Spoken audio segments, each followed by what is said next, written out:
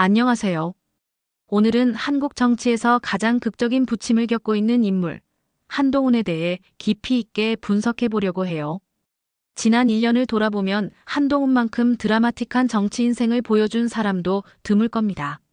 압도적인 당대표 당선, 계엄 사태에서의 원칙적 대응, 그리고 당대표 사퇴와 대선 경선 패배까지.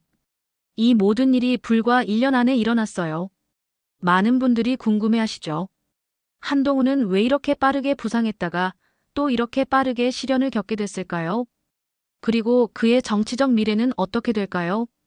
오늘 영상에서는 한동훈의 정치 여정을 차근차근 따라가면서 그가 한국 보수 정치에 던진 질문들을 함께 생각해 보겠습니다. 한동훈, 원칙과 현실 사이에서 5개월 당대표 재임이 보여준 한국 보수 정치의 새로운 실험 이야기입니다. 2024년 7월 23일 한동훈은 국민의힘 당대표 선거에서 압도적인 승리를 거뒀습니다. 62.84%라는 과반 득표율로 2위 원희룡 후보를 3배 차이로 제쳤죠. 그로부터 불과 5개월 후인 12월 16일, 그는 당대표직에서 물러났습니다. 2025년 대선 경선에서도 김문수에게 패배하며 정치적 시련을 겪고 있어요. 한동훈의 이 극적인 부침은 단순한 개인의 성패를 넘어 한국 보수 정치가 직면한 근본적 딜레마를 보여줍니다. 한동훈의 정치적 여정을 이해하려면 검찰 출신 정치인의 탄생이라는 큼직한 표가 따라다닙니다. 우선 그의 검찰 경력부터 살펴보겠습니다. 1998년 검사로 임용된 그는 20여 년간 수사 일선에서 활동했습니다. 특히 대선자금 수사를 통해 서청원 한나라당 대표를 구속시키고 최태원 SK 회장의 부당거래를 적발하는 등 굵직한 사건들을 담당했죠. 윤석열과의 인연도 이 시기에 형성됐습니다. 두 사람은 함께 정치권 수사를 진행하며 개혁 검찰의 상징이 됐어요. 하지만 정치 무대에 오른 후 스승과 제자는 전혀 다른 길을 걸었습니다. 윤석열이 대통령이 된 후 한동훈을 법무부 장관으로 발탁한 것은 자연스러운 선택이었죠. 당시 49세의 한동훈은 헌정사상 두 번째로 젊은 법무부 장관이었습니다. 하지만 그의 진짜 정치적 시험은 2023년 12월 국민의힘 비상대책위원장을 맡으면서 시작됐어요. 총선 참패와 화려한 복귀의 한동훈. 2024년 4월 총선에서 국민의힘은 참패했습니다. 더불어민주당이 175석을 얻은 반면 국민의힘은 108석에 그쳤어요. 비상대책위원장으로서 선거를 지휘한 한동훈은 책임을 지고 사퇴했죠. 정치 입문 불과 100일 만에 좌절이었습니다. 그러나 한동훈은 포기하지 않았어요. 2개월 반 만에 당대표 선거에 출마를 선언했고 압도적인 지지로 당권을 잡았습니다. 이는 한국 정치사에서도 드문 일이죠. 실패한 지도자가 이렇게 빠르게, 이렇게 압도적으로 복귀한 사례를 찾기 어려워요. 그의 복귀 동력은 어디서 나왔을까요? 첫 번째는 세대교체에 대한 갈망이었습니다. 50대 초반의 한동훈은 고령화된 보수 정치권에서 젊은 얼굴을 대표했어요.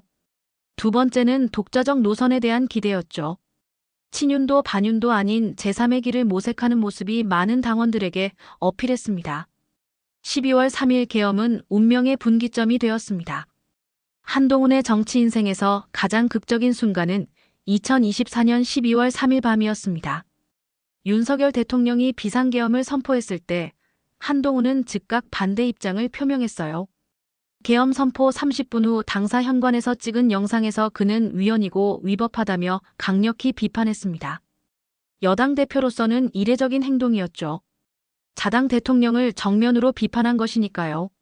하지만 한동훈은 흔들리지 않았습니다.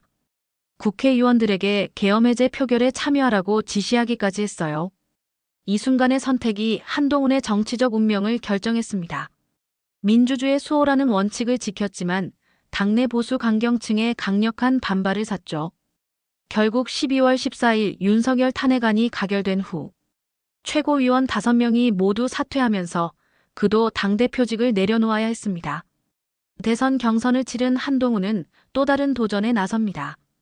당대표직을 사퇴한 후에도 한동훈은 멈추지 않았습니다. 2025년 4월 대선 출마를 선언하며 재기를 노렸죠. 하지만 당내 경선은 만만치 않았습니다. 김문수, 안철수, 홍준표 등 쟁쟁한 후보들과의 경쟁에서 한동훈은 최종 결선까지 올라갔습니다. 이 자체만으로도 상당한 성과였어요.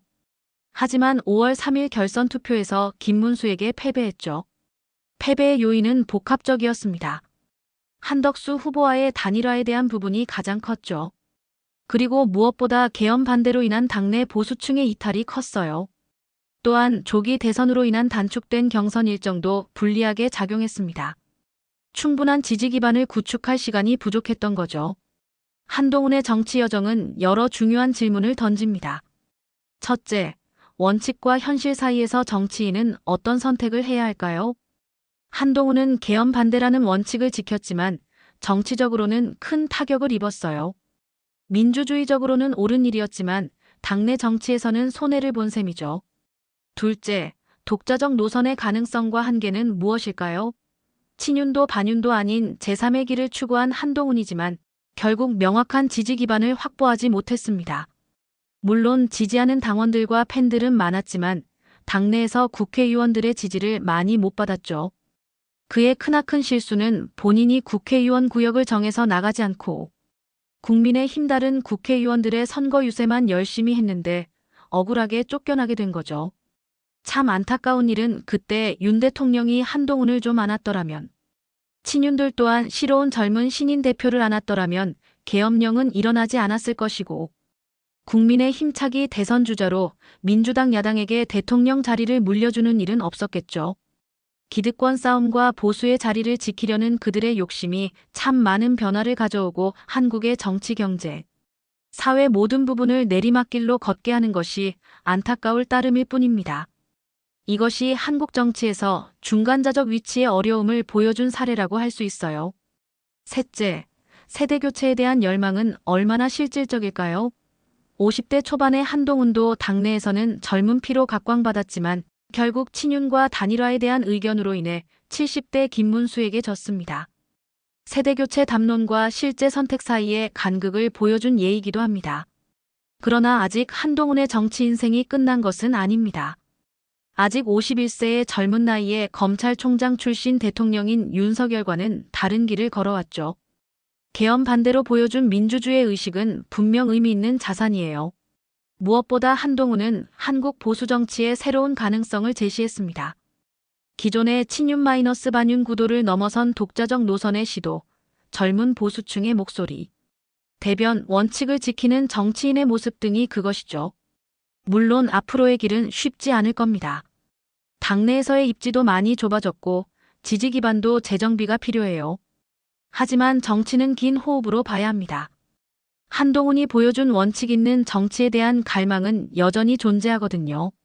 한동훈의 5개월 당대표 재임 기간은 짧았지만 강렬했습니다.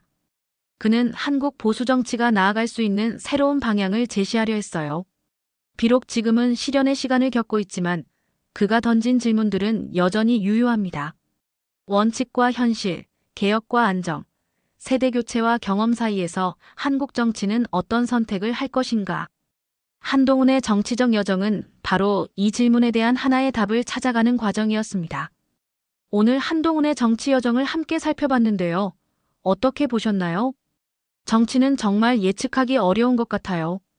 1년 전만 해도 한동훈이 이렇게 극적인 부침을 겪을 거라고 누가 예상했을까요? 하지만 바로 그런 예측 불가능성이 정치의 매력이기도 하죠. 한동훈에 대한 평가는 사람마다 다를 겁니다. 어떤 분들은 원칙을 지킨 용기 있는 정치인이라고 하실 테고 또 어떤 분들은 현실 감각이 부족한 정치인이라고 하실 수도 있어요. 하지만 분명한 건 한동훈이 한국 정치에 새로운 화두를 던졌다는 겁니다. 젊은 보수는 가능한가? 원칙적 정치는 살아남을 수 있는가? 독자적 노선은 현실적인가 같은 질문들 말이에요. 여러분은 어떻게 생각하시나요? 한동훈의 정치적 선택들이 옳았다고 보시는지 아니면 다른 길이 있었다고 보시는지 댓글로 알려주세요. 그리고 한동훈의 정치적 미래에 대한 전망도 궁금합니다. 구독과 좋아요, 알림 설정까지 부탁드리고요. 다음 영상에서 또 찾아오겠습니다. 감사합니다. 건강 꼭 챙기십시오.